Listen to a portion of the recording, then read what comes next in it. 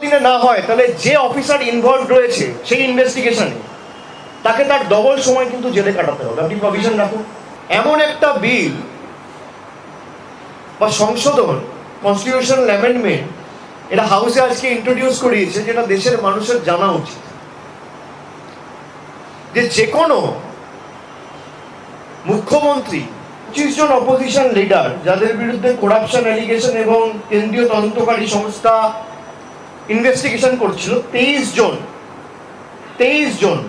Tension যদি সঠিক হতো তাহলে তো হেমন্ত বিশ্ব শর্মা, শুভেন্দু অধিকারী, অজিত পাওয়ার এরা কেউ বিজেপিতে গিয়ে পার পেয়ে যেত না। তাকে পদত্যাগ করতে হবে, তাহলে তো ভারতবর্ষে কোর্ট থাকার দরকার নেই।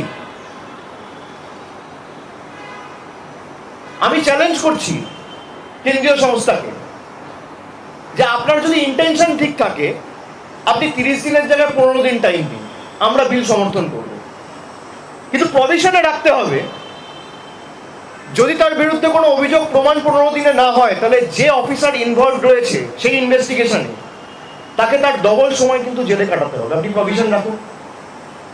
এই বিল আমরা সাপোর্ট করব।